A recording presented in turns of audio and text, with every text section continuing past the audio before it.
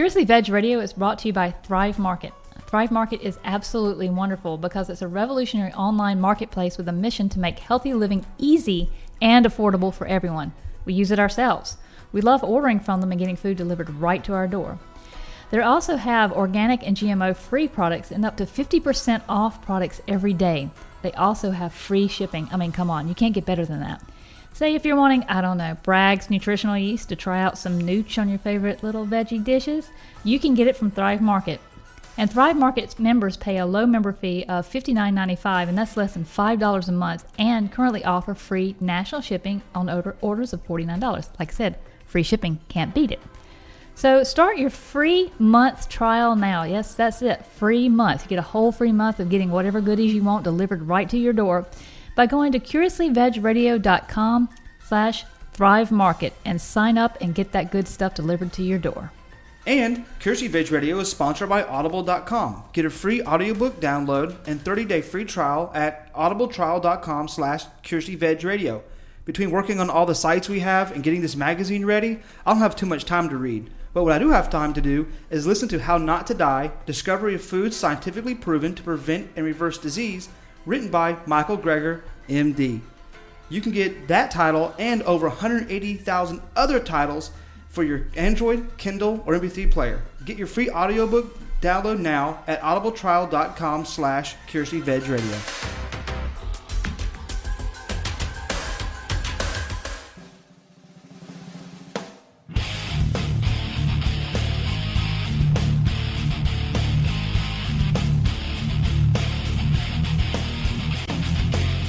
You're listening to Curiously Veg Radio, WCVR, featuring the Vegan Renegade and the Geek.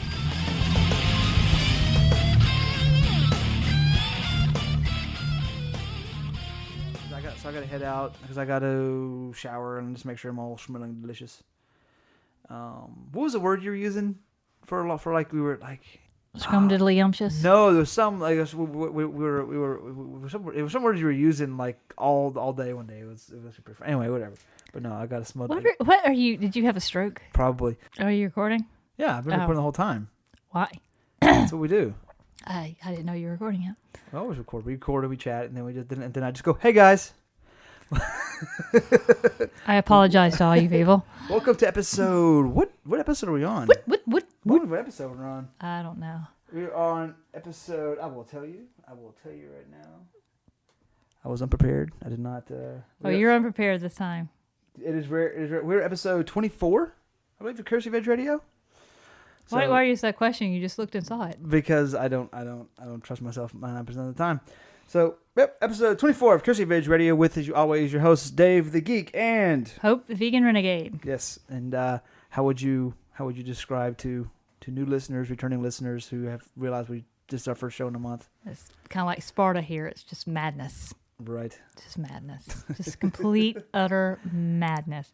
Now, Curiously Veg is a movement which will open a dialogue between vegan, vegetarian, plant-based, and non-plant-based people alike. It's an effort to educate and open the hearts and minds of others to the benefit of a plant-based diet and their personal health, the lives of the animals, and the well-being of the planet. We welcome everybody to have a discussion. Just keep it civil and keep the gloves on, people. Word. Keep the gloves on. Make sure they're non-leather gloves. And wait for the bell. That's like I said. Ding, ding. Wow. Come on, anybody a fan of the Rocky movies? Yeah, and if today sounds a little different, it's because we're actually recording in my house. Oh God! And we actually have a couple of kitties running around. I offered to put them away, but Hope's like they'll be fine. And Aussie just made a guest appearance. Aussie's more like, I want you to love me, but I want you to not love me. I want you to pet me with your eyes. But unless it's me, then he wants constant attention. I don't know how he survived without me here for a week. He gets love from me. Apparently. I spoiled him rotten. Apparently. So. I got it's a fun day. I'm going to see Henry Rollins. Oh, Henry Rollins, I think he's vegetarian actually, or he like No, but there was I was reading something he was talking about like he mostly is something like that. No. Nope. He is not. Although I would like for him to be. So I don't think standing up at a Mr. Rollins, you come up on my podcast. Yeah, no, I don't think it'd be a good idea. I don't think he'll do it. I don't think he'd be up for that. Although it would give him a good segment in his talk. Yeah, I would. Some guy jumped up and said, Mr. Rollins, you be... Although he has, I don't know if you've watched how much of his stuff on YouTube you've watched, but he has a really cool... How much I've watched. I'm a fanatic. This is on my bucket list. I'm going to Charlotte to see him. Did you see his... well, I'm seeing him tonight, so I'm seeing him first. I win by myself. But did you see what he was talking about? The guy who came out of the darkness who had Asperger's. What the hell are you talking about? Out of the darkness? Yeah, he just emerged from the darkness like a vampire. Like, yeah, yes. I have vampiric Asperger's disease. No, but I mean that's pretty much what Henry Rollins said. He said the guy just like came from the darkness, just like appeared. He was like doing like meeting fans after, and the guy just like walked, almost like he appeared out of the darkness, just like walked out. He's like, okay, and the guy was like super nice and like a great writer, but he was like, Mr. Rollins, I really appreciate you talking to me, and as you can see, I'm acting a little different. I have Asperger's disease, but it was like, I mean, if you get a chance to watch Asperger's disease. I know, but I can't say it right. So, but if you get a chance, check on YouTube. You're high on the artistic scale, aren't you? I'm high on something, but I'm high on life. But if you get a chance to watch the video, it's actually really, really cool. So I'm looking. Although I'm hoping we get some good political commentary from Mr. Rollins this evening. It should be interesting, especially after the second presidential debate. Oh, especially after Trump's gaffe. Have you seen the video where they kind of put the made him sing "I've had the time of my life"? Yes, that was fantastic. Yes. Yeah. They did that one. They also did Grease. Yeah, I saw that one. Yeah, so that one's good too. So what's on board today, Monsieur? On board today, we have a interview today. You don't know, do you? I never know. You don't know. I never. You had the laptop. I figured you had like a strategy. Me? Yeah. Nah, man, I just had to make it through the day. Do you like one with a plan? Pretty much. No. I don't know. I get up and I drink the coffee, which I actually just had my coffee, so I haven't had a chance to brain yet. I had a dirty Oprah. Soy. All I've had is green smoothie and oatmeal. I haven't had any water yet today. I'll do that before I leave. Well, no, I have. I had a thing of water when I was working out early this morning. Yes. Have you worked out today yet? Huh? Have you worked out today yet?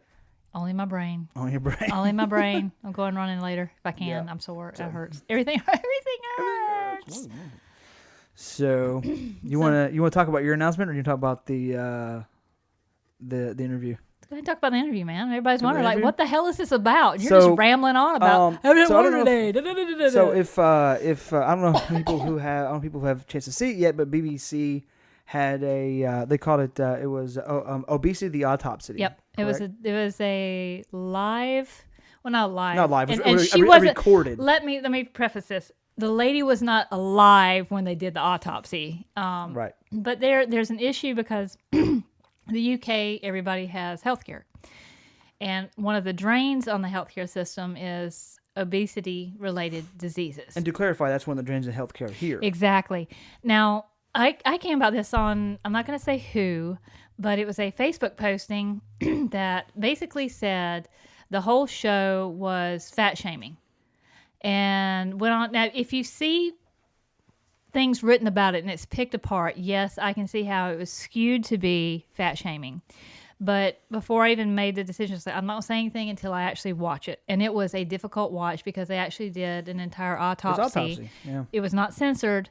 I didn't see any fat shaming. What I saw was two doctors trying to show when you are obese, and we're not talking about people that are just a little bit overweight, although they do address that the more weight that you have on, unnecessarily, you're putting yourself at higher risks for diseases. Right. But in no way shaming. But this woman was what I would consider morbidly obese. And we know what happens to people generally, but I was really shocked to see, first of all, what happens internally looking at the body from a medical standpoint.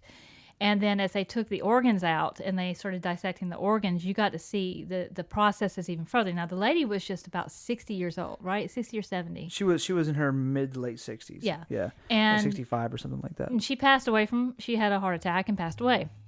But when they did the autopsy, there were several other disease processes that were happening that would have ended her life. Needless to say, her quality of life was very poor given her circumstances looking at what they found. What I found interesting is, like, especially doing the dice when they were going through the organs, is and we talked about this in the interview about how, or no interview, it's more of a conversation about how people say like, oh, my doctor says I'm the healthiest fat person they've ever seen, things like that, and because their numbers are so good. But what you don't realize is that those numbers don't tell you what's going on with your liver and the fat around your kidneys, things like that. You can get numbers that are fine and within range, but it's one of those things that sneak up on you because all of a sudden your kidneys start having issues because of the fat tissue that's around those, things like that. Well, what we're seeing with this in the medical community, your levels may be satisfactory, you may be on the high end, but what is not discussed is over the years they've actually raised your cholesterol levels,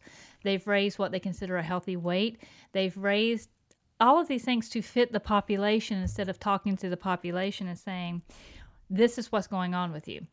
And what I've seen over the years, being in fitness and being in health, it's a very hard topic to discuss with somebody about obesity-related issues and about the processes that you are setting yourself up for later in life. Your body will break down if you don't care for it. It's just like a car. If you don't ever take your car and get it fixed, it's going to break down. Your body is the same way. There is a completely different distinction from fat shaming somebody, which should never happen. You should never, ever talk down to somebody, judge somebody, anything for the way they look. It doesn't mean people who are severely overweight, obese, or morbidly obese, it's not that they're stupid. It's not that they're lazy. It's not any of those topics at all. There's something going on in their life that is aiding this process, and it is a disease that needs to be fixed. But there's nothing wrong with them as far as a human being. That's the distinction. There's a difference between fat shaming in a sense where basically you're bullying somebody to a degree. You're judging. You're talking down to them for their weight. And talking to someone about it from a health standpoint, right? Of like, so somebody says like, oh, you're beautiful, but I'm worried about your health. That's not fat shaming. That's like, you're fine. Like you're beautiful and you're handsome, whatever. But I care about you as either a family member or a friend or just a human being. I care about you, and I hate to see something happen to you sooner than it should. Right? Because we talked about it.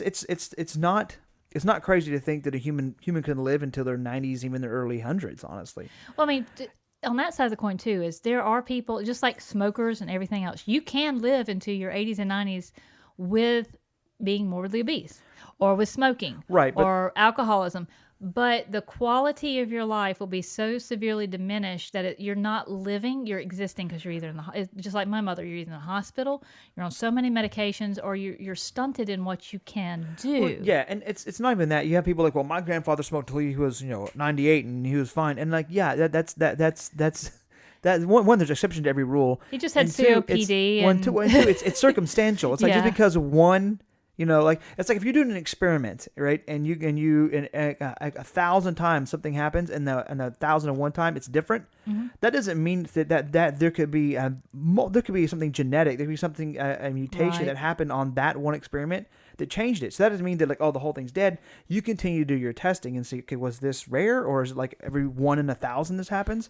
So just say like, well, my grandfather or grandmother this, my mom and dad this, doesn't actually mean that is the norm. That means that is a very rare outlier. Well, I mean, just look at Ozzy Osbourne. And yeah, he snorted ants. I mean, he's one of those people that I believe is rare and has 3 Foxco genes. Right. And some of us are lucky. Some of us that's a whole different topic that we don't want to delve into. But there's these things we have called Foxco genes. Some people have 1, some people have 2, some people have 3. What that does is they're kind of like the cleaners of your body, as they help you repair and things like that. And if you have more Foxco genes, you tend to be able to bounce back and deal with stuff that somebody with 0 or 1, because there are some cases of people with no Foxco genes. It's rare. And the Foxco gene helps repair the telomeres at the end of your DNA. Yes, it helps from with your everything from your mitochondria to your midichlorians if you're a Jedi. Which I am. Hi, Lamb Chop. My cats are making more appearances. But, there's so many different things. But the point is, we need to be aware and we need to talk to it. I know that on our guest today, that we've talked to, because I reached out to these guys because one of them I really respect, and he's very knowledgeable, and I love to listen to his talk. He has his own podcast. It's Dr. Howard Jacobson. We've had him before. Yeah, which, I appreciate him coming on. And I had heard of Josh LaJaunie. LaJaunie, yes. LaJaunie, sorry, Josh. Through like Rich Roll, but I'd never been formally introduced to him. And when I reached out to Howard, he's like, I want to bring him on. Yeah. Because what we're talking about today, he has that from experience, because he was obese. So he has battled with everything and battled against everything that's being said. And he's very opinionated. And just to let you guys know, this is we've had some colorful language, but I really didn't want to censor any of these guys because they're awesome. And I love the way they're just raw about what they say. So if you listen to the show on the way, dropping the kids off from school or something like that, and there's little ones around, you might want to either pause it or put in some earbuds or something like that. If they're tender. Because there are some F's and some S's and there's some bombs being dropped. So, but I do think this is a good conversation that we needed to have. I've gotten a lot of hate mail, and it bothers me that anyone would think that I would ever fat shame. I would never do that, because I think that's just loathsome to do. Is just to make someone feel bad because of the way they look. It's kind of like somebody has a disability. Why would you even do that? It's you feel bad about yourself. You've got some issues, not that person. Right. What we're talking about is just straight from a medical standpoint and understanding, kind of what goes on with the body and how we feel, and the excuses, which is what I like talking with Josh about. Is he kind of crushes every damn excuse you got. He even gave me a ration. Howard got on to me, and I admit, Howard, you're 110% right. And I went running yesterday. I went to the gym and I went running. I don't know. I think it was off the record. I think after we recorded, we were talking about like my schedule. I was like, I just work so much, and I work on a West Coast schedule. And he's like, since I work from like basically noon to 8. He's like, oh yeah, it's a good point. Yes, in a 24-hour day, there's not 2 hours never to run. I was like, all right, smart ass. Yeah. Well, I'm coming from this too. This year has been extremely rough for me, and I've always been someone who has been an extremely clean eater. I was very heavily into working out, and since the passing of my mother, my life got turned upside down, kind of like Fresh Prince of Bel-Air. I know I was going to hit you for that. Just not all the cool stuff. I didn't have the rich family, but I've gained about 25 to 30 pounds, which all in all, it's not that much. I know when I start getting back to a regular schedule, it's going to come off, but I'm actually seeing some health issues. I'll be 43 this year, and I never even felt like this has been the first time in my life I've actually felt my age. Right. And it's just due to I haven't been as active, and I haven't been as watchful with my diet. I've had a lot more sweets and a lot more sugar, because those cravings happen when you have depression and things like that. Sure. But watching the autopsy, it kind of kicked my butt nowhere, going, yeah, I hope I knew this. I know what happens to the body. I know the processes. I know what goes on.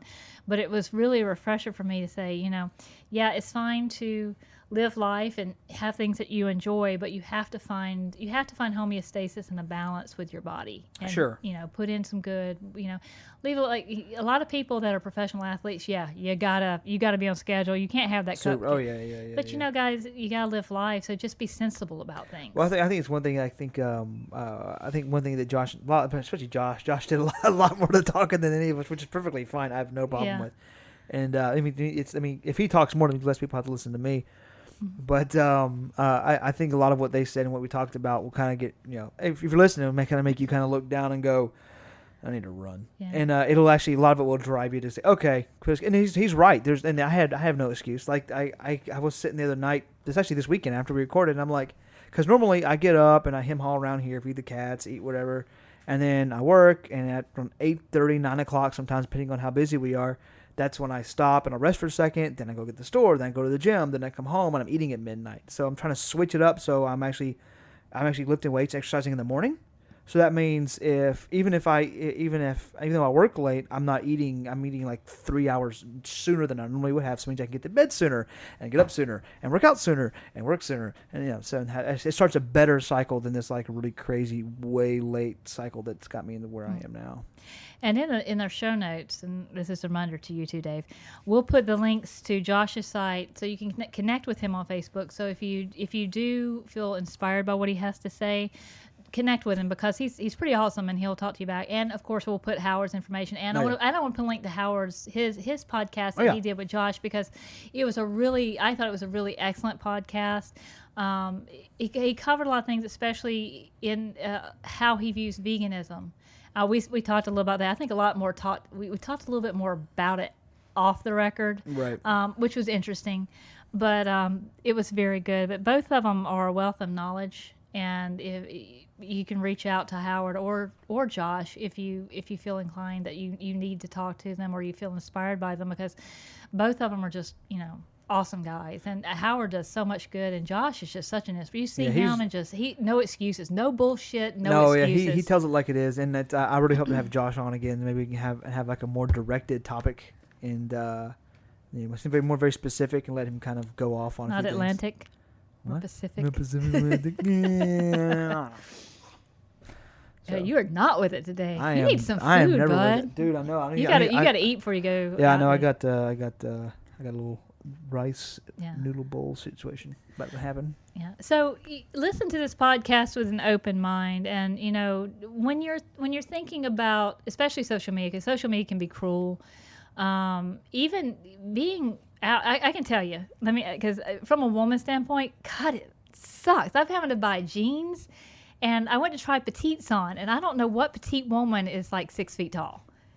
But I'm going from store to store, trying to find something that fits mainly my height. I can find something that will fit my waist as long as it's not cut down to my hoo-hoo, because that seems to be the new thing. But, I wear anything. I can wear anything from a size 6 to 12. It's strange. I have a brand new name for those type of pants.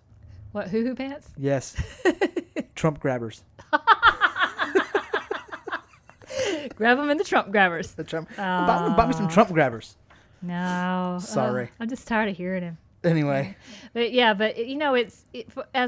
being a woman, it's, and my husband has got the same thing. Matt, he generally wears a 31, 32, and going jean shopping, he can go to one store and it's a 31, next store it's a 36. I wear everything from a medium shirt to an extra large. Especially the models, though. Yeah, so it really does play on your psyche, and when you look at what the media considers obese or plus sized, I'm going, those look like healthy women. So we really need to have a discussion about how media, it's mainly media and the clothing industry that really hones in on your insecurities and tries to sell you something. But people who work in health, we're not out to shame you. We don't care what size you are. Our job is to give you the information and to inspire you and to help you to be the healthiest person you can be. There are people who are just going to be larger. There's going to be people that are smaller, and there's going to be people that are way, way too small. Being too skinny is also not healthy. That's something I would like to see the BBC do next is let's look at somebody with an eating disorder who has passed away. Right. And let's see what that does to the body is when you are too thin, and see how those disease processes sit in. So let's even the playing field so that people get an overall view of your body wants to be balanced. You want to have homeostasis with your system, and that's where your body likes to be. So how do you help your body do that? That's the discussion that we need to have. And, the discussion about media and clothing sizes, that's a whole other can of worms that could take several talks to cover that. Right. But yeah, don't feel that we're shaming you. Don't feel afraid to reach out to us to talk, or at any size. At any health level, reach out to us because we're more than happy to help you. We're not going to judge you. We don't care. I don't care. I mean, I'm a fat ass myself, so I'm working on it. It's sexy and you know it. Take my little turn on the catwalk. I take my little turn on the catwalk. I wasn't going to go there, but if you want to go there, I can see. We got a cat walking on your lap, so. Yes. Hi, Queenie. She's demanding head rubs. I'm like, sweetheart, I'm trying to do something. You should put pics of the babies. We will. I'll get them up there. They're like making the mascots, I guess. Little DJs on their own. Right. Spinning their records in the litter box. Dropping plates in the litter box. So. My toe. All the way to Mexico. I don't know the rest of it. If you don't. I don't care. Don't forget your underwear. Yeah. I didn't. I got underwear on today. Yeah. I do. Yes. That's good. You got pants on. I'm proud of you. Yes. Usually I'm wearing my raggedy shirt and short. Although I'm wearing pants, not shorts. Thank you for putting pants on with me coming to record this. Yes. You're welcome. Yeah. And guys, be glad this is recording and not video. Right? Yes. Yes. And especially now. Ugh. So, without further ado. Ado. Further ado. Do. Adada. Ado. A deer. Adada. Anyway, so without further ado, here's our talk with Howard and Josh about obesity, the autopsy, or the post mortem. Obesity, the post mortem is the name of it, and we go a little bit in on motivation, bullshit, and excuses, which I think can appeal to everybody. Yes. All right, guys, enjoy.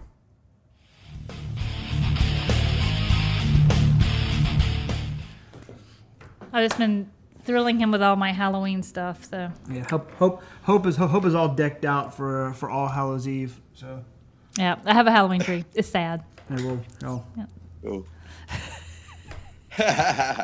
Okay. I got two crows up there because I call it my attempted murder tree. Few people get that. Thank you for laughing. So okay. Josh, did you get a chance to look at the video for the post mortem? And I'm gonna have trouble talking today. No, I did not. No, okay. That's okay. It's probably best if you didn't. Yes. It was a hard watch. Howard said he watched part of it. I watched. Oh, in that email, yes. Yeah. Yes, I do. Right. Yeah. Well, basically, right before we started, it's a little overview. The reason why I wanted to do a podcast on this was it became a big discussion. I knew nothing about it until this. It was a Facebook site called "Fit is a Feminist Issue." And these girls are angry at everything. You can't. You can't say anything about fitness without it being fat shaming. And I tried to chime in. I really don't try to banter too much on other people's sites because I feel like it's trolling. But I was like, there's a difference between talking about a medical issue and then shaming somebody's body, which is what I'm not about. Right. So the autopsy, I didn't want to say anything until I watched it. When I watched it, if you read about it, you're like, oh, this is horrible. Because I've got some of the things pulled up that were written about it, like on the Mirror and the Guardian, Huffington Post. This other one, the News Statement, which I guess is another British paper. But if you take it out of context, it looks really bad. It does look like it's shaming somebody. But when you watch it, you see it really is. It wanted people to take a good look at what is happening inside the body when you have extra weight on to the point where you're considered obese. And it opened my eyes quite a bit seeing that. I've actually seen that in real life. I used to dig graves when I was in high school. That was like a job I had. And the people that I worked for also owned a funeral home, and they would do the embalming and stuff. And so I've more than one time seen people laid out in the embalming room. It's pretty, and I've seen people that were sort of open, and you can see the yellow fat and all. And it never registered with me back then like it does now, having seen that, like looking back on it today. It's just, it's really kind of a very sad thing to think about. What I found interesting is how it actually gets into everything. It gets into your liver, into the kidneys, into the lungs, how it affects every organ. That's what I found kind of astonishing. Because I knew it was top layer. I knew it kind of like almost like crowded out some of your organs and put pressure on those. But you can see when they cuts the liver, it's actually a different shade of red. It's actually a lighter pink because there's fat cells all inside the liver. So it was around the heart. It was in the lungs. It was in the kidneys. I knew about where fat, because we have skinny fat too, which, on another hand, I would like to see them do it on somebody that's overly skinny, that's unhealthily skinny. So we kind of give it an even, I guess, voice. But I knew how the body functions. I've seen it, but I've actually never seen it. And to see it in that fashion, exposed and just very frankly saying this is what is happening to your body, it was alarming to me. So it was it's an interesting. It's really given me a way to reframe when I talk with people, because it does give you a little bit more empathy to it, because a lot of people don't know. Like, I'm sure your brother doesn't know, Dave, exactly what's going on. Oh yeah, I have a brother who who's been to the doctor and been told he's been told my favorite phrase of all times is you are the healthiest fat person I've ever seen. I hear that a lot from my big friends, right? Yeah. I hear that a lot from my friends that tell me like, yeah, I might be heavy, but that's the only thing wrong with me. My doctor says I'm big, but I'm healthy as a horse. It was like, and I used that too. I did that too. Yeah. I did the same thing. So did my grandfather. I mean, you know, if it wouldn't be for this heart, I'd be healthy as a horse. Like these, and it's like, yeah, it's kind of crazy. That was one of the arguments that I saw from one of the ladies that had written an article about it, and I completely can sympathize with her because I don't want anybody to feel attacked because that really it serves no purpose to attack people because that's not going to get them to be healthy. But she said that she went to her doctor and she felt like now doctors are fat shaming because she went in it was something routine. And when they weighed her, she weighed in at 275. And she goes, but I just ate it up when my doctor read my levels and everything came out fine. And I'm going, well, okay, you may be fine now. You may be on the high end of the spectrum because we know they've raised the levels of the cholesterol and, your blood pressure. We know they've raised that up. Right. Yeah. We have vanity sized that stuff. Right. Like, right. But I felt like the conversation that she had, I didn't feel like the doctor was attacking her. I felt like he honestly had concern, but did not know how to address it because she got so upset and she started crying. And Sorry. People don't see. Go ahead. They don't see overweight itself as ill. Yeah. A lot, and especially when you're the overweight person, you're like, yeah, and you see it just as a cosmetic thing. Like, yeah, I'm fat, but other than that, I'm healthy. And when that's actually like, you are not at all, right? You're not at all. And just like and I can use I have people in my family who have presented well with their numbers when it comes to blood tests and stuff, and then boom, lo and behold, they have a heart attack. Yeah. So, but the numbers were great all the way up to it. However, they were not the picture of health, right? From externally, from a physical standpoint, and everybody wants to like be mystified or that oh my God, your levels were great. What happened? No, that should just be an indicator that we put way too much stock into those numbers, Yeah.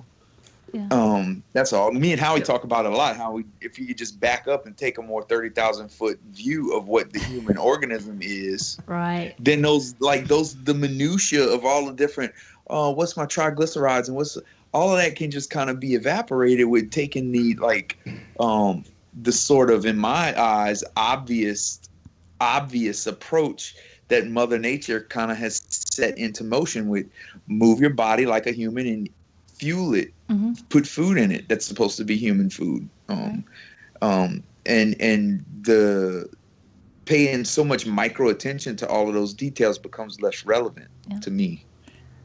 Howard, have you had anything like this when you've worked with people? How do you approach the idea of talking with somebody about maybe an unhealthy, I'm not going to say body weight, but an unhealthy amount of body fat that they have? How do you address it with clients? I don't have to. Well, yeah. People, go ahead. Come to me, they know. I got out of the business of telling people my opinion of them. Fair enough. So people come to me. They want to lose weight, so they're open and receptive to it. But I think the crux of the issue, and this is why doctors don't know how to talk about it, and why people feel body shamed, is because our society doesn't know how to help people lose weight. Right. So if you tell someone that they have a problem and you don't immediately tell them how to solve that problem, you're committing some kind of malpractice. Emotional or medical. So if there's something wrong with you and I don't know how to fix it, why would I bring it up? And that's where the medical profession is. There's a lot of studies on motivation and on what gets people to change. So take, for example, smoking. And it's been shown that under certain circumstances, those cigarette the warnings and the ads showing people with emphysema and dying and what their lungs look like, that can be motivating, but only if it's immediately followed by instructions on what to do next. Like, go to this website or sign up for this class or go get the patch. When people then feel empowered, like that you take their fear and you channel it into something to do, then people get very compliant. But we have a society in which the problem with fat is that we don't have any way out of it. So naturally, people feel blamed and attacked for something that isn't their fault and that they can't do anything about. Where does the? I'm sorry, Josh. Go ahead. And a lot of us have, because of those dynamics that Howie just explained, a lot of us, whether through like for myself, whether through familial connections or what we did for sport in our life, have begun to identify as that big person. Like, that is me. That's the way God made me. How many times have I heard that? So when you do that, to be told different is almost like telling you, well, you shouldn't have blue eyes. That's blue eyes are dumb, and it's like, I can't do anything about blue eyes, but that's not really the deal. But that's where really heavy people are a lot of times in their opinion of themselves. I think a lot of times too, because people have a very difficult problem of accepting responsibility. Because you point, you say, we're like, that's how God made me. It's like, no, that's how you made yourself. But when you say, like, well, you're overweight, it's dangerous. They're not saying, okay, that's dangerous. They hear, like, you're attacking me for being who I am, and they say that as part of themselves. Well, on the other hand, some things that I've personally experienced too, I didn't really know about it until now, but with talking with clients, is the intimidation factor. Because when you go online, you see these super fit people, and what I try to tell them is that's their job when you're a fitness model or you're a spokesperson to do this, to look that good. And they don't always walk around looking that way, don't expect to be that way. But a lot of people are afraid to go into the gym because they're not already fit. And I never really thought of it that way until this year. I've gained some weight because of my mother's death, and other factors have just gotten me where I haven't been as active. But then I've noticed that even when I walk in the gym and I know better, I know nobody's really even paying attention to me, it's still in the back of my mind that, oh my gosh, you don't look fit. Tell me about it. I know all too well, which is why I embrace running so dearly. That's why it's so important for me, because not only do you like circumvent or like you avoid that dynamic, the whole gym thing, because it's almost like trying to insert yourself into the cool kids when you're in school. When you're a fat person, you go into the gym, it's like, I get it. I totally get it. I was one of those guys, and the only reason I was comfortable doing it is because I was a football player at one time in my life. So I was pretty comfortable in the gym, even though I was overweight. But the one that squashes all of that is it's the best suited for the human body, is to use bipedal locomotion as your exercise, especially in the beginning, because there's zero excuse now. Mm-hmm. You just get up and walk out your house. My husband's over there nodding. Right? And so there's no so that's a big one. And not only is it easy in an easy way to like squash the I feel ashamed at the gym excuse, but it's what's best for the body. It's the best way to flex this organism. Mm-hmm. There's a lot of people that love running. I want to love running. I'm a runner. I'm like a turtle in peanut butter, but I try. It doesn't matter how fast. Yeah. It matters that you do it. And it's not, there's like, humans are runners. So the job is to not like, I wish I liked running. The job is to like it. Yeah. The job is to get it done. And so, and Howie knows very, very well. That doesn't fly with me very well. Mm-hmm. That's what we're supposed to be doing. We should be covering territory with our feet. And a lot of things besides physically get corrected in a real commitment to that mm-hmm. movement. So with this, because maybe people don't know your background. I want to give a little bit of your background. And we've had Howard on before, and everybody loved that episode. By the way, Howard, they loved what you had to say. But your background is you've had to deal with this, and I think that's why Howard suggested you come on. Is you're not just somebody on here that's a runner and that's been fit. You've had to deal with having weight on, and you've seen all of the things that we've talked about and all the objections and facing what this woman had to face that actually ended her life very early. So you want to do a little bit of background. And Howard, I want you to chime in on what he was saying about running.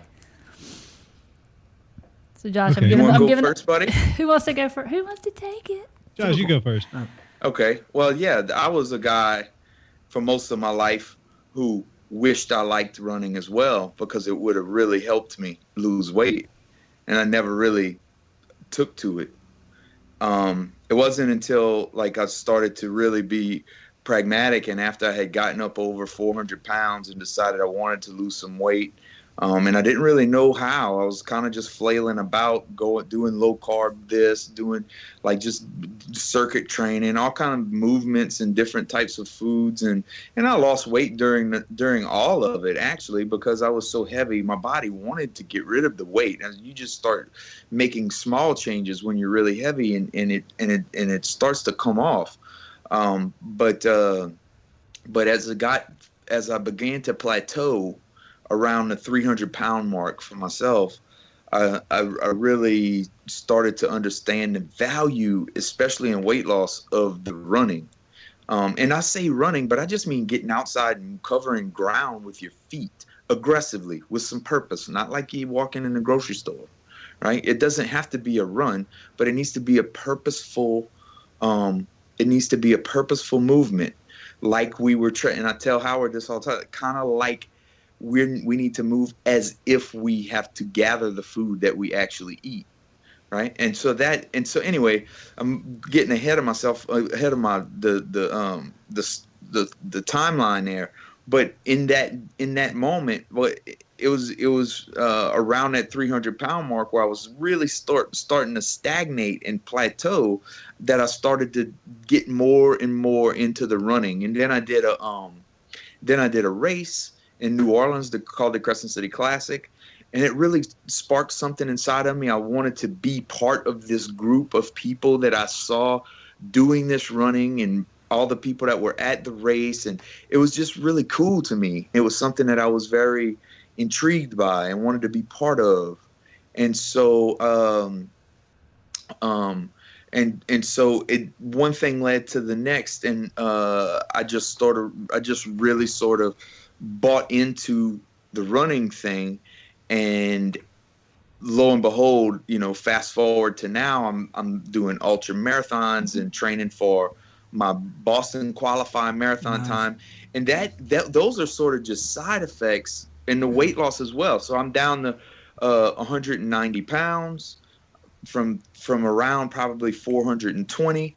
Tell them how tall you are. I'm 6'4". Dude. And so, but the running led me to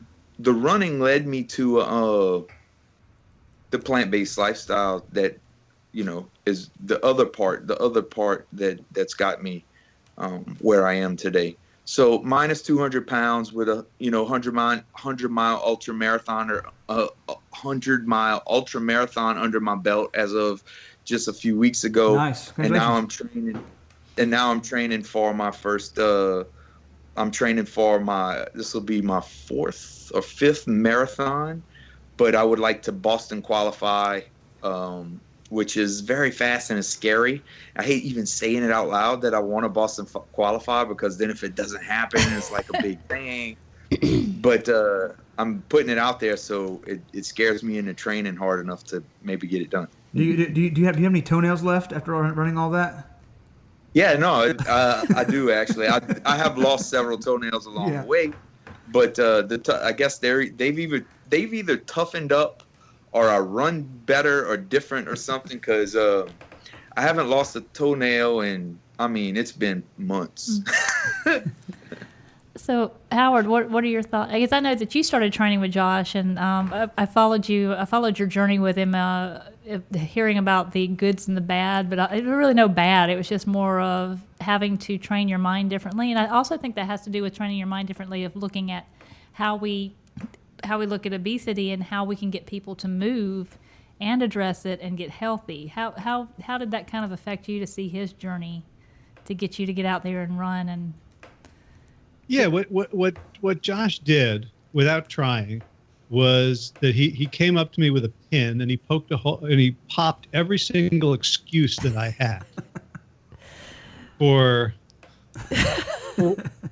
not being better, for not, I'm this guy in the industry.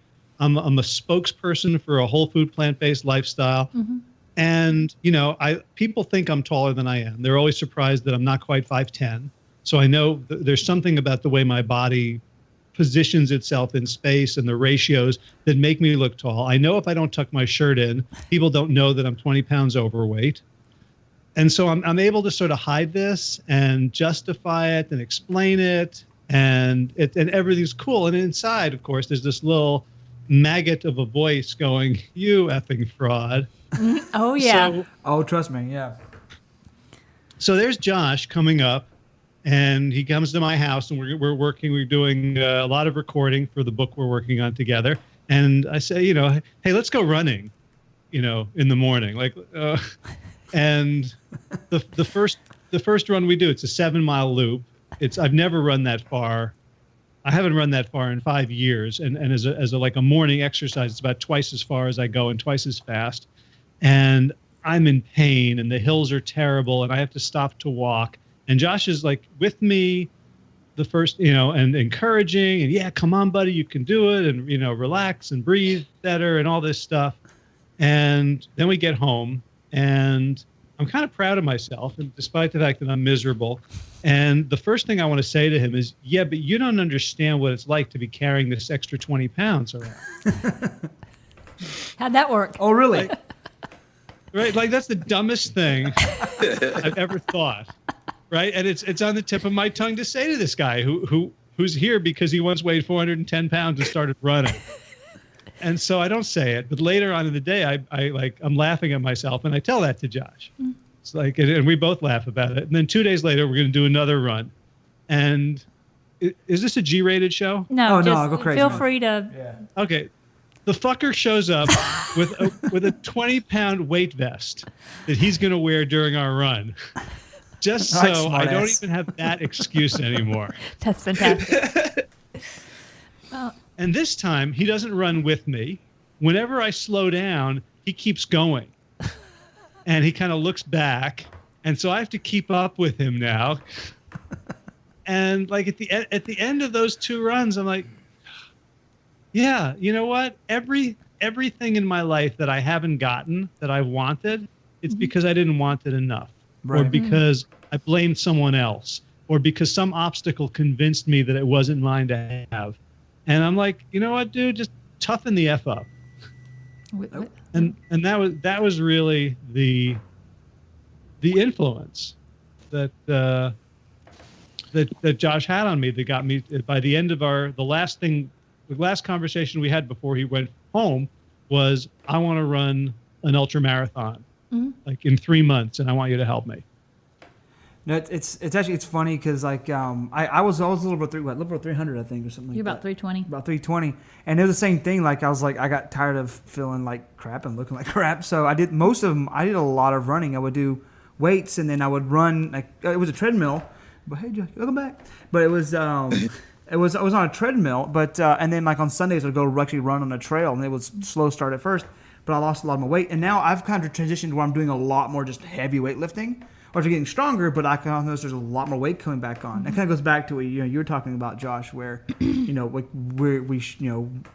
evolved walking around and traveling and gathering our food, and because I've gone away from that, I'm actually noticing what I would call a negative change. Even though I'm getting stronger, I know I'm putting muscle on, but I'm also not staying as trim as I used to be, and I can see it especially in my most recent company photos. Well, I like what you said, Howard, about we have our own excuses. And looking at the Post Mortem show, I think that when you read the responses, I know that People try to defend themselves when they feel like they're attacked. I can completely understand that. I've been there, and I know that most people, because I do know some trainers that do fat shame. People that work in this industry and we coach people, we're not there to shame you. We're there to help you. We're not looking at you as an ugly person. You're absolutely beautiful, and first of all, you're here, you're doing it. But when you see something like this, to where it's a medical thing and saying, this is what's happening to your body, and you have control over changing it in the way, and there's plenty of stuff out there to help you, they tend to hang on to the excuses of, well, don't shame me, I'm 300 pounds, I'm beautiful. My doctor says I'm healthy. Well, I shouldn't have to feel, this is today's standards. Well, one of them even said that they talked about this, that they cut her open and held her heart up like Anubis. That's shaming her. She have no dignity after death. And I feel like these are compounding these excuses to make people feel complacent in their self and not having to do stuff. We're shifting the conversation from, we're concerned about your health and you are responsible for your health 100%. If you want to stay overweight or obese, that's fine. If you want to change it, that's fine. It doesn't make you an ugly person. It doesn't make you a stupid person. It doesn't make you less of a woman or less of a man. We're talking about health. Do you guys, I don't know who wants to go first, but do you guys feel that was kind of the way this was spoken about? Yeah, I don't mind cutting through. I don't mind cutting through the bullshit, because a lot of people will hit you with it. Like because I did them all. I did all of the stuff. Oh, this is me. Oh yeah, I'm, I'm fat, but I'm pretty. Like all of that stuff. I did all of that, right? And that's not really the point. And so I'm trying to find a balance, because I really am cognizant, and I don't want to hurt people's feelings.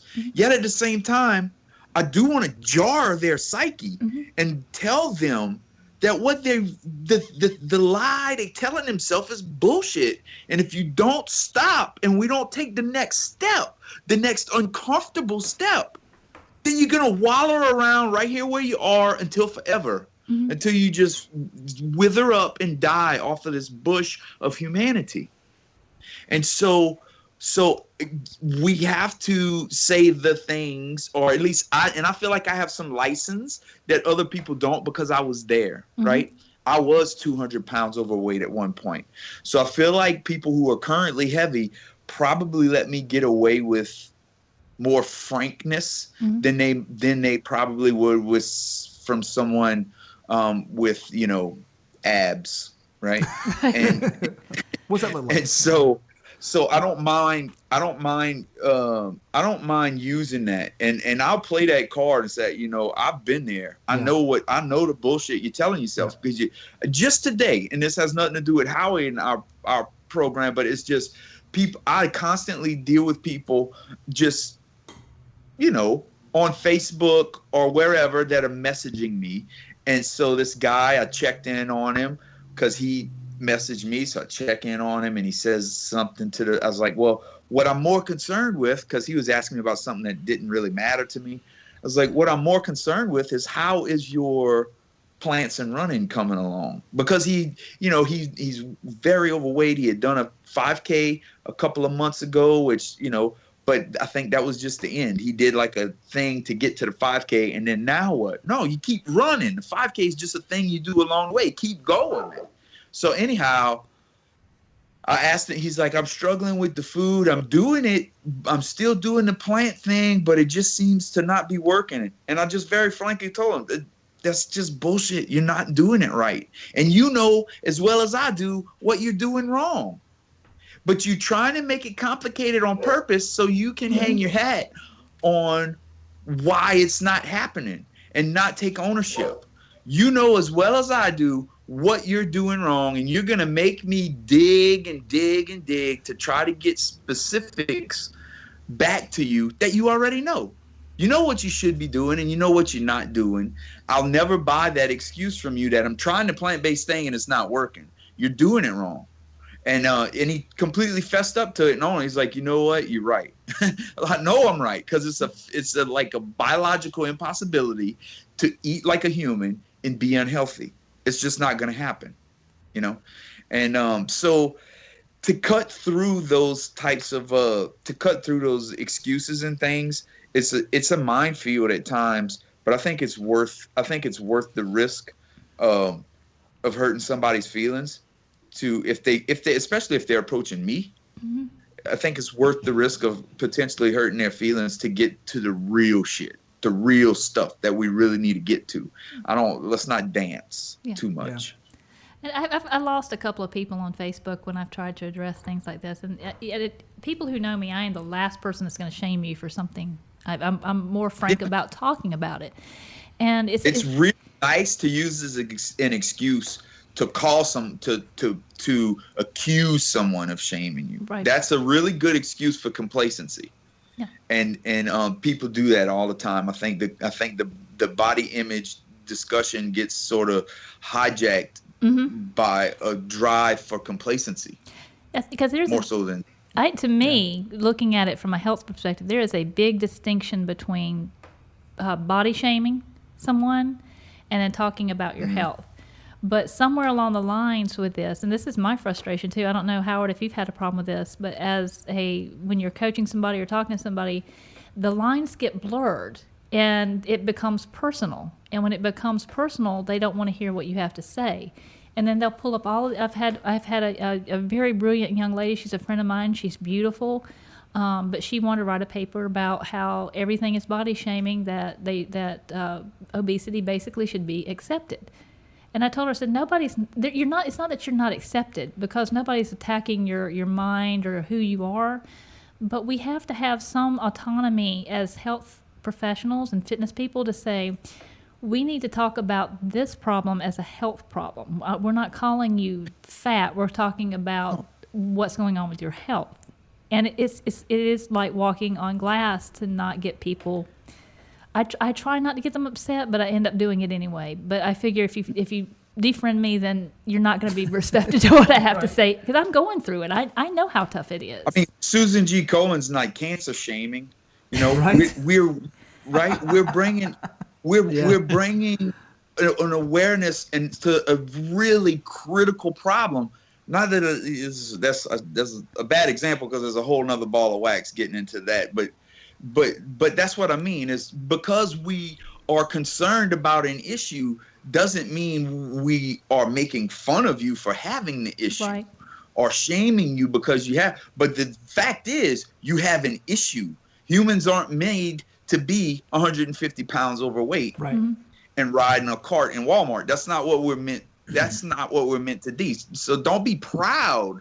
I think you're disrespecting your maker when you say that I'm big and beautiful, or I am proud. You should be beautiful. You should love yourself, even if you are 400 pounds, but love yourself so much so that you are going to do what it takes to make yourself the most authentic version, that real, unadulterated, evolved version of human that was put here. Not this man-made version of the 150-pound blubber fat person, because that's not real. That's not nature. Has nothing.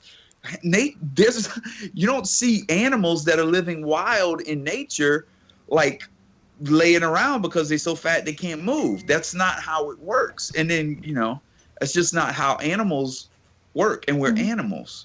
We need to behave like the human animal, and human animals are not hippopotamuses or hippopotami, or however you say it. Potasi, I think it's hippopotasi. I agree with you, because I actually had talked to Howard. I don't know if you remember me messaging you about this, Howard, but about this when I first saw it, and he made a good point: is replace the word obesity and fat with cancer. Just in any conversation, replace it with a disease like cancer. And Howard, you want to talk a little bit about that, what you said to me about the just kind of replacing it to put it in a different perspective when you're talking about this? Yeah, I think Josh just said it. That the issue is we live in a very toxic culture. Mm-hmm. So if I were right now an overweight woman, I would probably be extremely upset at what's happening with like our culture around like Donald Trump. calling the Miss Universe winner who gained weight Miss Piggy, and referring to women by their looks, and even the double standards of women running for office or trying to run companies. So there's a context. There's a political, social context that is very hurtful for women, and I totally get how within that context you can hear anything as contributing to it, as contributing to gender inequality, as contributing to your own personal oppression. So it's very important for me as a coach to do everything I can to not come from that position. Because, of course, I'm part of this culture. I grew up thinking that fat people were disgusting, making fun of the fat kid in class. It was part of the culture. When I was 10 years old in 1975, every classroom had a fat kid. Right? Yep. And they were lazy and dirty, and it was their fault. So I don't pretend that I'm not influenced by that culture in the same way that I don't pretend I'm not influenced by institutional racism, institutional sexism, institutional lookism. It's all in me. There's nothing out there that I can blame and say, well, that's somebody else's problem and I'm not contributing to it.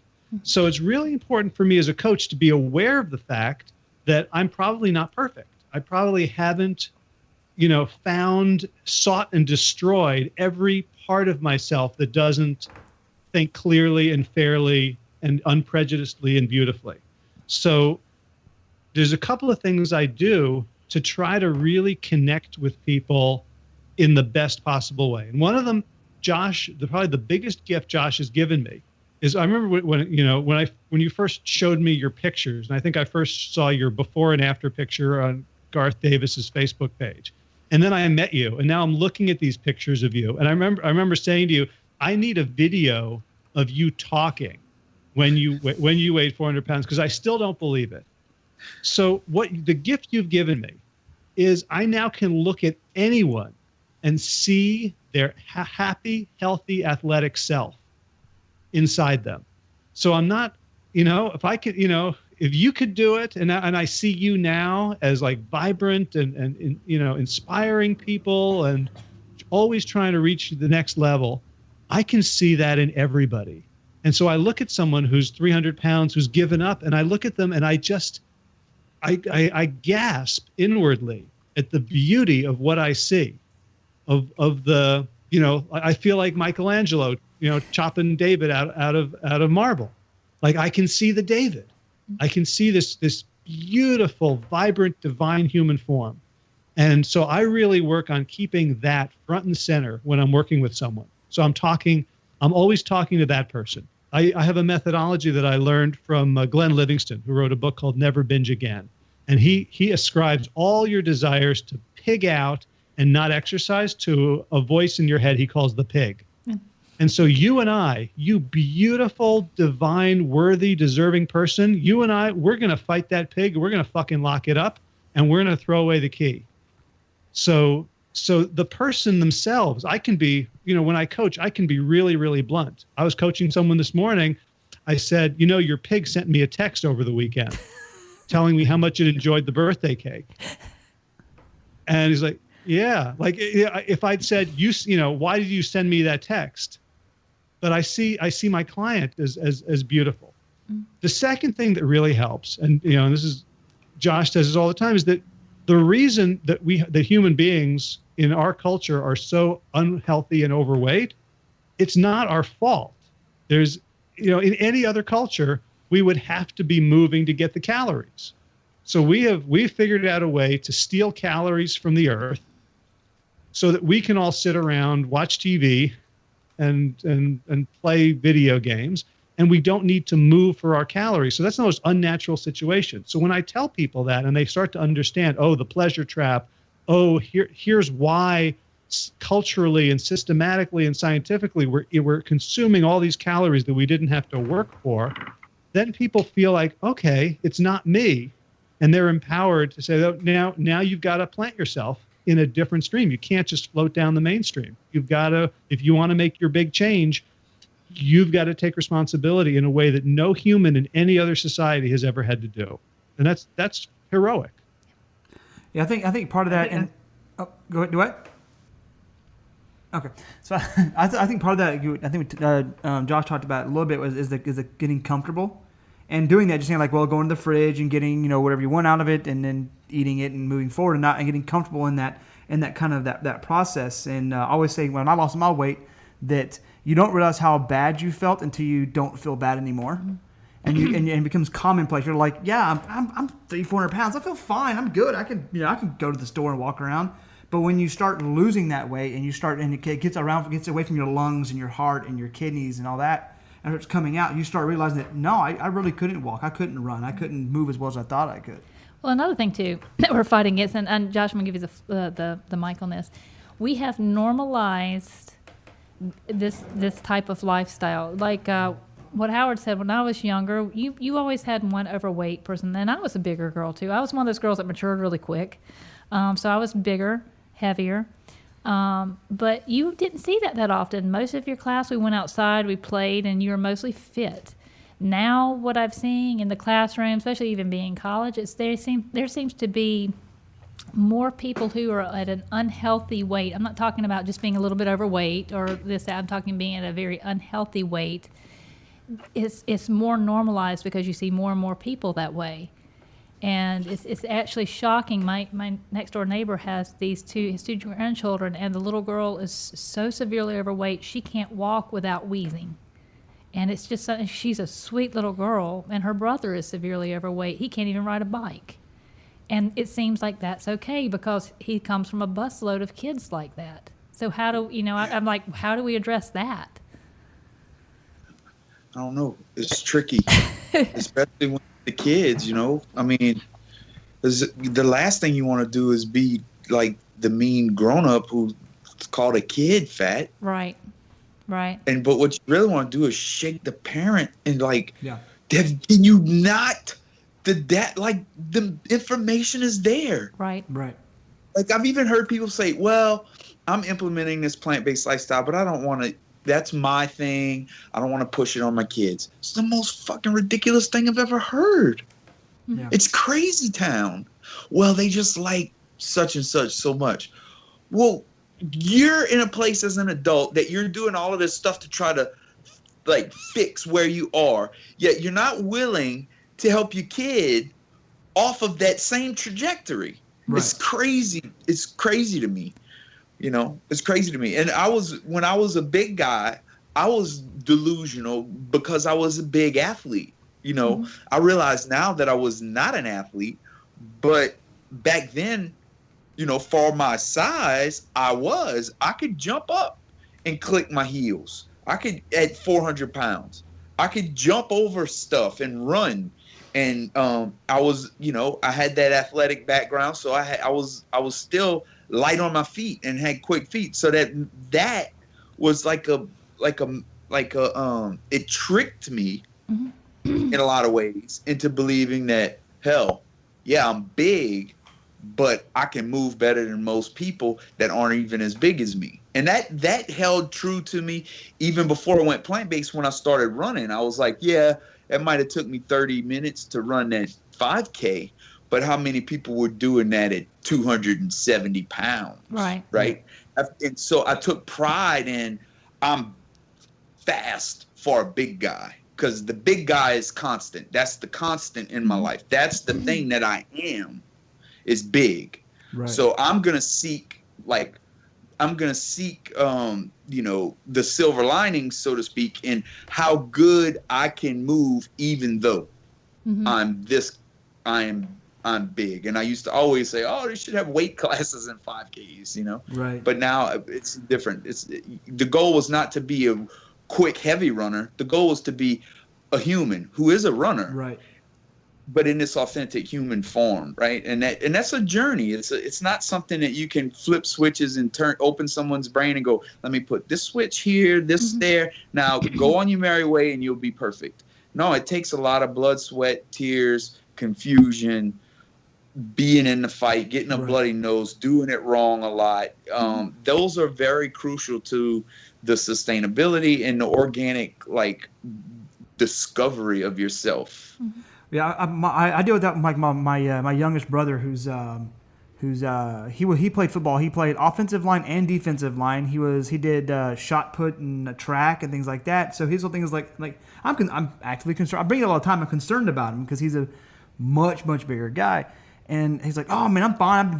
He's the one that doctors say he was you're the healthiest fat person I've ever seen, and here's your numbers. And it's like I'm trying to explain that numbers aren't all end all be all, because you're not talking about what's around your heart and your kidneys, because the numbers don't show you how bad your liver is, and because it's not at the point where it's showing you. Your kidneys are compacted with fat around them, and your heart. And until it's the last second, and I'm getting a phone call from my parents saying go visit my brother in the hospital because he's got tubes in his chest. And the one thing I noticed about this autopsy, yes, the lady was 60 years old, but relatively that's pretty young, she died of a heart attack, but what they showed is there were other things in place that were going. She had ticking time bombs to her body. When people say, well, she was 60, she lived a long life, I look and say, but children are being diagnosed at 10 years old to already have plaque buildup within their hearts. And you have to kind of put that together, that we have changed that, yes, she's 60 years old, is very young to pass away, especially from cardiac arrest, because that can be avoided. I know Howard can preach to us about how you can completely avoid heart attacks in that manner. But if you start looking at the bigger picture, if we're starting at like 9 and 10 years old to have fatty plaque building up because they're inactive, because kids aren't running, they're not playing, they're not doing anything anymore, they're going to die at probably 40 or 35. That's 60 is not old. That's not even technically retirement age. So that's not even old. My grandmother died at 68, and she died on the way home from their big retirement vacation. They had just retired. Yeah. And went to Argentina, and they went to South America, and they went on a cruise down the Amazon, and she came home from the airport. My mom picked her up at the airport, and she had a heart attack at the airport. Mm-hmm. And she was 68 years old. She didn't even make it back to Thibodeau.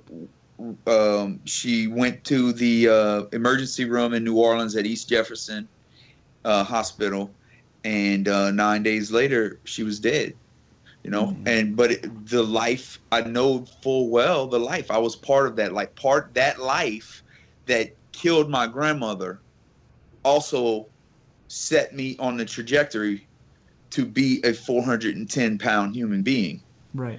Because it was that relationship that she instilled love with food. Right. Yeah. It was Mama's, 8-layer caramel cake, and Mama's breakfast, and Mama's biscuits, and Mama's, chicken fricassee, and like all of the stuff. That was love. This was her like tangible manifestations of the love she had for me. Here, baby. Mm-hmm. You don't feel good? Here, Yeah. And it killed her. And I'm looking. It didn't impact me that way then. It was just sad. I was just devastated that the person that, oh man, she's gone. Right. Right.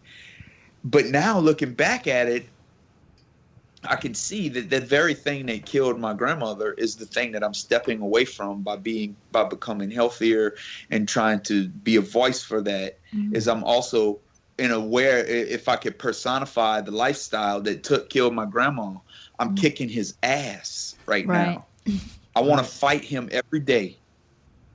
Right. And I'm on fire to do that. And that's why, that's why I do what I do. And it takes getting indignant, and it takes some fire and a little bit of getting pissed off and understanding and separating that paradigm that's killing you from yourself and look at it as a separate entity to go to war against, almost, to fight against, not as a thing to live with and try to lose weight in spite of. By still having cheat meals and still having the right relationship with food. I'll cut back on the shit that kills me. That's silliness. Mm-hmm. Right. And so, anyway, sorry. No. But that's my grandmother she was in her late 60s, but she was in her 60s. That's way too young. Yeah. Way too young. As humans, we can live until our 90s. So, easily. So when you think about that, that's like 60, 68. We're 100-year-old organisms by default. Right. I think the blue zones prove that. because the blue zones sort of get rid of a lot of these constructs, these things that are killing us. And so as a default organism, without the inputs that our society and culture provides, I think as a default, we are 100-year-old organisms. Like turtles live to be really old. And alligators live to be really old. And I think humans are meant to live really old. That's just, I'm not an anthropologist. It's just kind of me. It's observant. Yeah, I mean, but we come up with there's always excuses. Like with me, they look at me going, "Oh, you're gonna be 43. You're gonna start having this. Oh, it's just old age. It's just it." And because I've gained about 25 pounds, and like I said, I can feel it. I don't feel good. I have all these problems popping up that I never had. And like, oh, it's just your age. I'm like, no, it's not my age. It's because I'm sitting on my ass. That's my problem. I'm not eating the way I should. I'm not moving. Yeah, the age thing kills me because I'm getting to be I'm 38 now, and so and I was just in the paper here recently. Because of my real world. I always say that. Real world's not a thing anymore, Josh. Runner's World cover search thing. All right. So I'm in that. And my local newspaper did a story on me here in Thibodaux. And so I saw a guy at a sporting goods store the other day. He was like, "Hey, man, I read that story on you. That's really cool. You still doing that?" I was like, "Yeah." "Boy, your knees don't hurt?" And I was like, "No, I feel stronger than I've ever felt in my entire life. I feel like an animal." "Why, you want to race or something?" And he was like, well, wait. Well, how old are you? So I was like, I said I'm 38. He was like, "Oh, well, wait till you're 40." Right. Because he was exactly 40 years old. And I'm like, I wanted to just be like, "Okay, give me your number, so I can call you in 2 years when I'm even faster and stronger than I am today." Yeah. But it's like that conversation ender sort of a statement that people, and you can't really combat that like in a concise way immediately. Like, "Oh, well, you're not as old as me," And I'm like, well, honestly, like when I go to these races, and it's one of the things that's got me convinced that this is like ultra marathon, not just running, but ultra marathoning in the woods across natural terrain for uber distance. That is human specific shit right there. Right. And the reason I'm so convinced of it is because I get trounced by dudes 10, 15, 20 years older than me in these big distances, right? And so it just shows me like this is what the human body is built for. And a lot of these guys are doing it in spite of the way they eat and live, which is a shame and a whole other subject. But that even further proves to me that this is what the human body is meant for, because we can do it even with really shitty lifestyles. Yeah, and doctors the age thing, the doctors kind of feed into it. My mother was just shy of her 70th birthday. They do. Yeah. And but the doctors need you to think something's wrong all the time. Yeah. I'm going through that with my dog right now at the vet. There's another thing that we need to worry about. It's like you get into the like the hamster wheel, and they don't want to let you can't get out of it, or you're being irresponsible to step off of it. Yeah. Anyway. Yeah, well, my mom passed away because she smoked all of her life. She was stagnant. She ate a horrible diet, and her death was catastrophic. And it's one thing that when you live through that and you see it, you really try to warn people. But the doctors looked at me, and they were talking to me, and they go to her.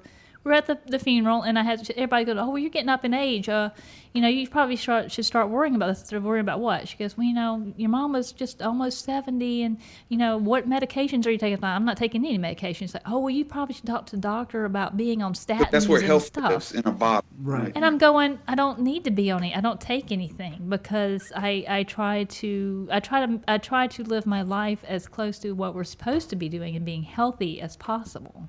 And people, Howard, have you seen this too? Because I want to hear from both of you about people feeling like at a certain age you should be decrepit, or you should be on drugs, or you should be looking into this, because it's the hamster wheel. Josh.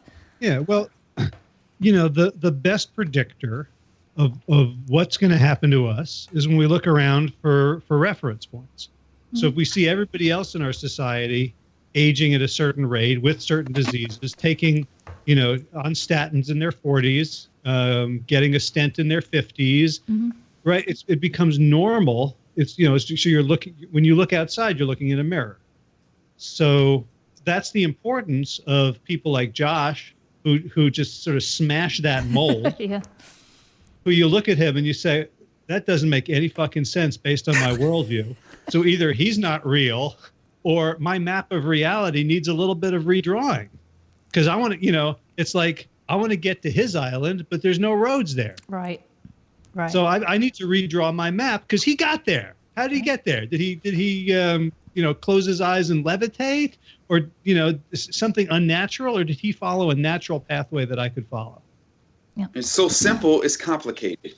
Yeah. Right. That's the thing. Everyone overcomplicates it. Like I get that, like talking about people going plant-based of well, what can I eat? I'm like, if it comes out of the ground, eat it. Well, okay, what about protein? If it comes out of the ground, eat it. Well, it's not hard. Go to the place, go to the produce section, and just eat whatever you want, and you're fine. Hard.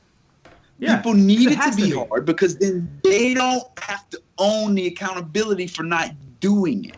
Bingo. So they spend all of this energy making sure that it's hard to understand. Mm-hmm.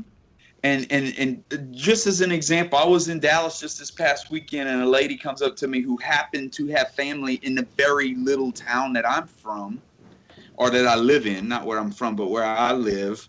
And she was like, well, how do you do it there? I've been to the grocery stores. I just got back from over there, and I don't know how you did it. I was like, ma'am, have you ever been to a grocery store without a produce department? Well, that's not what I mean. I mean, like, they don't have, like, the stuff that you need. Like, I was like, I need broccoli and apples and kale. Well, kale, they don't have kale down. I was like, they have kale at every grocery store I've ever been to. It's 2016. Like, there's kale everywhere. And but she just kept, and then so everything that I would throw out there to tell her, I'm living it. And it's pretty simple to me. And then her point of view is, I'm not living it because it's very difficult. Mm-hmm. Right. And so everything I bring up, it's almost like I was upsetting her by telling her that it's not as simple as you're pretending it is.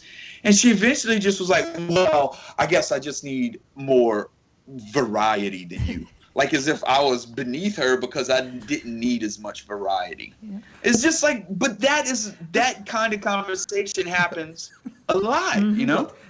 There are over 600 different types of apples. I think that's enough variety right there. Well, that and we live into. I don't need them all. I need Honey Crisp. One of them. About 6 of them. Yeah, I'd like to tie some thoughts together. Okay. I took some notes. I don't know if they make sense to me, but I'll throw them out to you guys. Go ahead, man. honey. You guide me. So with the autopsy video. Okay. Reminded me of something that was really big when I was like in elementary school. It was a program called Scared Straight. Yeah. Right, where they had hardened criminals come and talk to, or I guess they brought kids into jails. Yeah. And the hardened criminals would, and these are like at-risk kids, and the hardened criminals would tell them how terrible jail was. And they would drop F-bombs, and they would talk about butt sex, and like there was no limits. And the idea was that these kids were going to see how terrible it was, and they weren't going to do it. And the program was deemed pretty quickly a complete failure. Like It actually glamorized, like, wow, that's a bad motherfucker, And I'm going to be there anyway, so I better be the one, I better make sure if I go to jail, I'm the one doing it rather than getting it done to. Like, it was just terrible. Right. And then you have like the DARE program, and so all these fear-based programs. Right. And so I see the autopsy show for someone, who views it instead of as like really interesting scientific information as something terrifying. And the problem is that most people are miserable. And so if you take away the one thing that makes them happy, the hyper palatable food they eat, all they're left with is misery. Yep. And so you can run away from your disease or your obesity or your problem, but you're only going to run as far as you think it's chasing you. Mm-hmm. So it's not sustainable. So everybody I know who has become healthy, like truly healthy, sustainably healthy, has become fucking happy. That people run for joy now. They suffer for joy. The food they eat is to support a life of joy. So now, so we have this, Josh and I have this big change program, and we did a month of teleseminars, and now we're into sort of the year-long phase of kind of implementation. Mm-hmm. And people are writing on the forum about, like, originally it was all about, like, let me lose weight and get off my meds. And now people are writing about, I want to be a runner chick. And they're writing about, I want to change careers. For the first time, I feel like I could do what I love to do in life. Yeah. Like that's the fuel. So that when people start, they believe if I give up my food, I'll just be a net negative. I'll just be less happier than I am today. But when people start this process, and they start this process because they see someone like Josh, who is like a dynamo of charismatic happiness, that people like are around him and they're like, I want some of that. How do I get me some of that? That as soon as people become healthier, all the energy they were using to manage and mask their unhappiness gets free floating, and they have the free will for the first time to apply it towards joy. And there's no pill for that. That is the fuel. Right. Josh, I saw you making you're making some faces like you had something to say. Jump in. Yeah, no, I just love when Howie's able to like articulate things that I feel, because it's exactly that's what it is. I spent so much of my life trying to rent happiness through a drive-through window or a whiskey bottle or whatever, a box of chicken, and it's like it's hyper palatable, like you said, and there's extreme pleasure involved in that. And so it's like that, kind of like a lily pad. Like, you don't want to go to another, you want to hold on to these things that are going to make you feel good, because where the real feel good is the unknown. You don't even know, like, I forget the exact quote, Howie, that I sent to you yesterday out of that novel that you turned me on to, but it's something to the effect of, you can't want it without knowing it's there to be had. And so it's this really, really tough sell. Like, yeah, give up this stuff that you've loved and that has made you happy up until now for this other stuff that, trust me, it's even better. And the only thing that I can do to try and convey that message is to completely exemplify it in a very, very authentic and transparent way. And so I think Howie does a lot better job of articulating those two things that I just kind of stumbled through, and I live, and I've intuited a lot of this stuff, but I don't know. I can't really put it into words exactly the way he can, but I live it. I just live it, And I'm like, I just want people to feel it. I wish I could just let you jump in my skin for a little while and you'll see, yeah, all right. Yeah, I could do broccoli and potatoes instead of brownies and cupcakes. Okay. I know time is getting kind of long here, but that's a great thing to end on. I love what you said about people are renting happiness, because I think that sums up what is going on. Is you are renting happiness from things that aren't actually real. You're pulling these things in, and anything that will shake that, I guess the fairy tale that you have, that this happiness that you're pulling from other areas is something that you're going to get defensive about, and you're not going to want to open your eyes, and until you're ready to, you're not. And it's one of those things that I look at people, how healthy do you want to be? How sick do you have to feel before you'll stop doling out that money and just wasting it and say, how do I gain this realness? How do I find something that will make me healthy and make me actually open that space up to have real things in my life besides being defensive, making excuses, and sitting around waiting for happiness to come to me. I think that's pretty awesome. I love renting that. I see the defensiveness and excuses as a good sign. Yeah. To me, if someone wasn't defensive, they weren't making excuses, that means they've given up. That's true. But the fact that people are defensive means that they know that they are so much more, that they have so much more to give, that they have so much more to experience, that they are, divine. They're creations, and they're so special. And it's that longing. It's the bridge. It's like what Josh did. I have the quote here that you just sent me. It's, I don't think you can start wanting something until you know it exists. Right. Well, we don't know what it is exactly, but we know there's an it.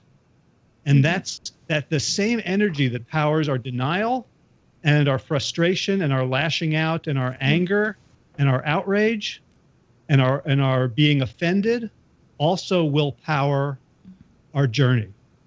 And all you have to do to turn that switch is just say yes. Yep. Just channel all that energy into something constructive instead of deconstructive.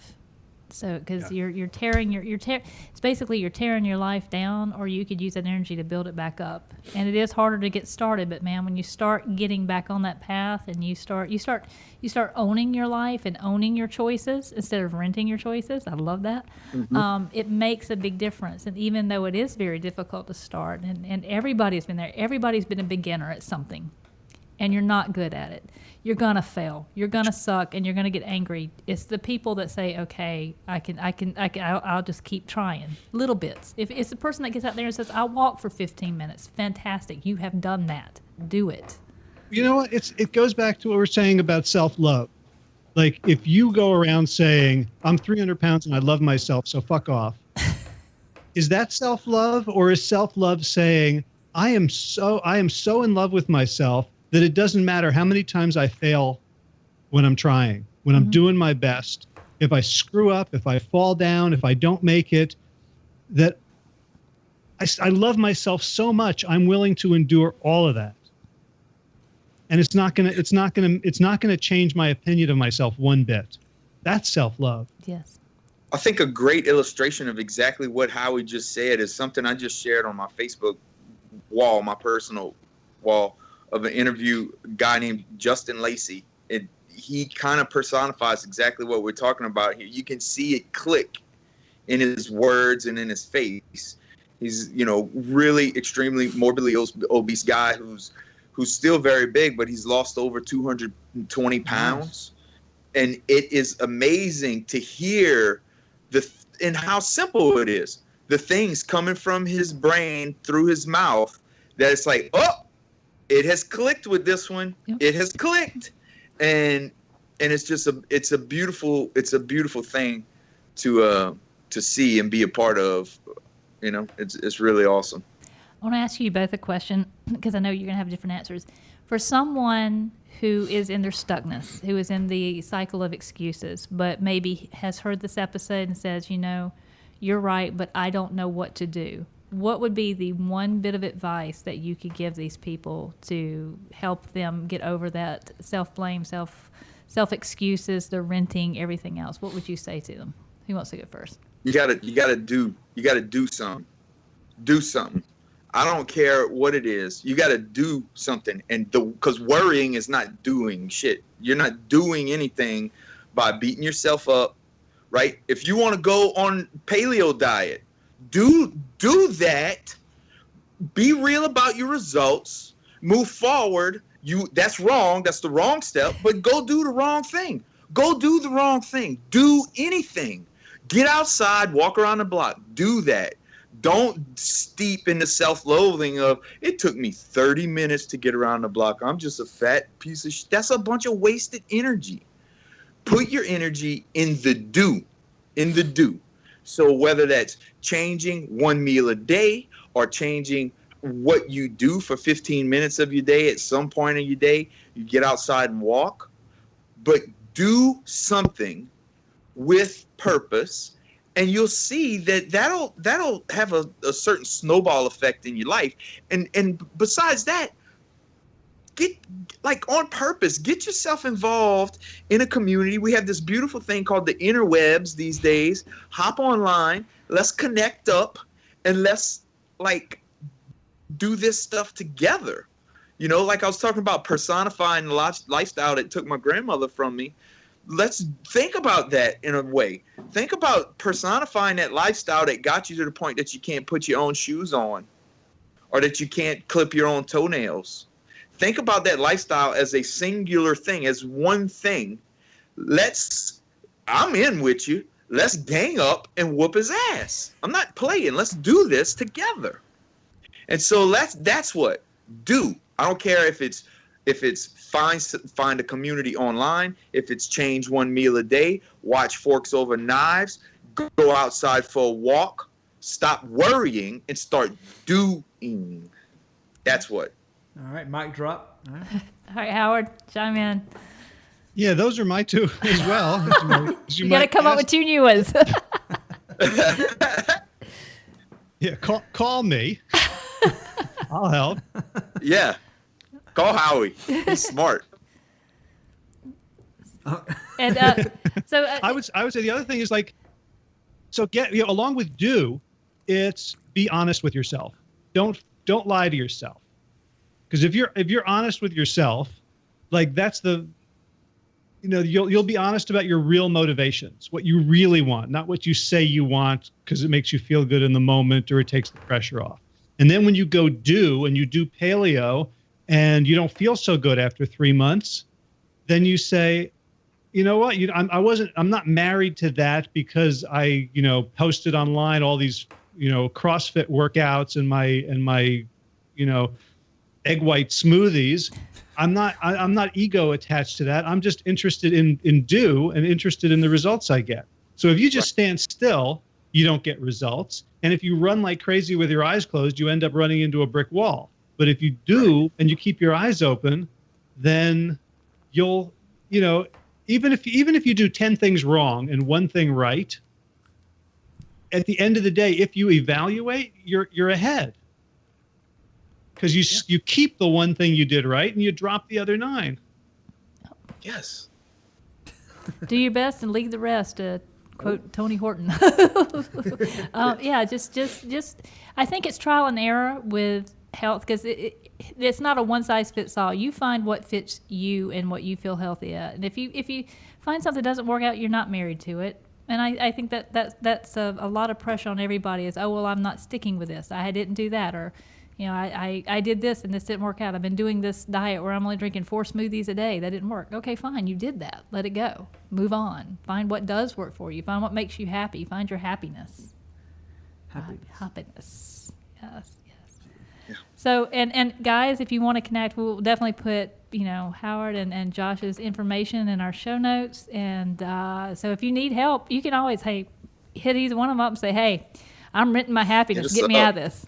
So they'll give you some real talk, but I think that this was a great conversation. I appreciate both of you being so honest with this, and hopefully we'll get through this this little idea of everything is out to get me and everybody's fat shaming, because we're not. We're out to help you. We want to take this society and make it as healthy and get you guys living to 100 years old, and like the gentleman that was still running marathons at 100 years old. We want you guys to be able to do that.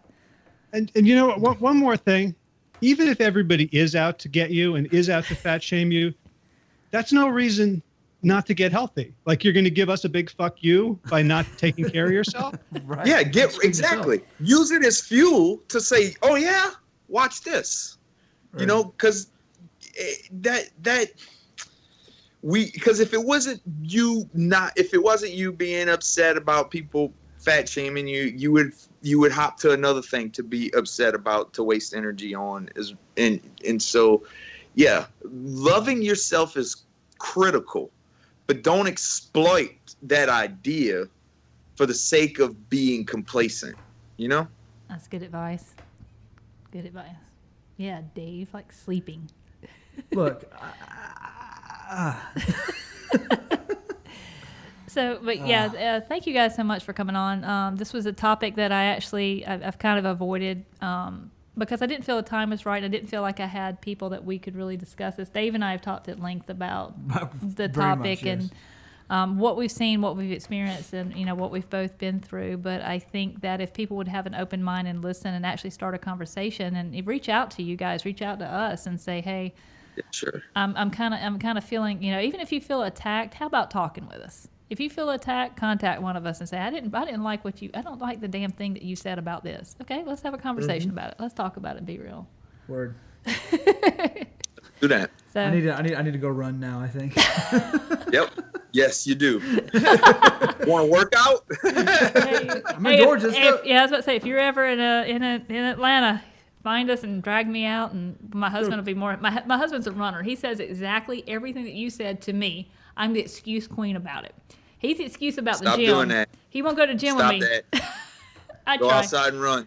All right. You sound like my wife. My wife does the same thing, but she still gets out there and gets it done. I try.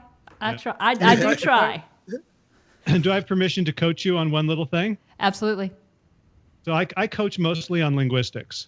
Okay. And so when you say I'm the excuse queen, you've created a reality. That's very true. So I would invite you to rephrase that and say, in the past, I've used excuses to keep myself from doing what I really want. I'm getting ganged up here too. I agree. I know that because I say that, and I need to banish that thought process out of my mind so I don't create that paradigm in my own brain, I guess. So yeah. So I'm not the excuse Sounds queen. good. I will get my butt out. I will put my shoes on, and I will go for a run. And my husband's over here nodding at me, and I'm gonna catch hell for this because he's over there. He's been nodding, pointing at me, smiling. I'm going, okay, all right, we'll see. Yeah. So, but thank you guys. You have tremendous well springs of creativity that you have now freed up because you don't need to make excuses. There you go. There you go. Yeah. All right, no more excuses for Hope. What about you, Dave? No more excuses for Dave? I'll try. This guy doesn't sleep, but I keep telling him sleep's important. I'm a geek, so I'm a web developer by trade, so I tend to be up a little late. That and my 9 to 5 keeps me up pretty late too. So, yeah. It's just fair. It's an excuse. Josh? It's an excuse. Yeah.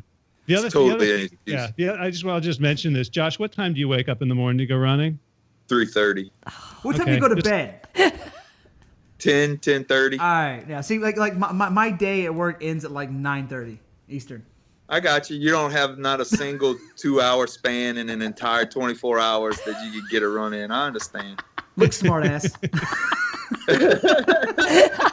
No, I do go. I go to the gym. I usually go to the gym like around 10:30. I go and lift weights around 10:30. But that's about it. You know what? Shut up. All right. So now we're all gonna get dressed and go for a run. But yeah, love to talk to you guys again, and we'll get you guys linked up. If you have questions, guys, shoot them to them because they'd be glad to tell you. Just like with me, tell them like it is. I don't make no more excuses. So But thank you guys so much. No, I can't because I feel bad. Josh, it was a pleasure meeting you. Howard, it's always good to talk to you. I enjoy bantering with you. Thanks for having us. Absolutely. Thank you. Thank you guys. Peace, y'all. Have a good one. Bye.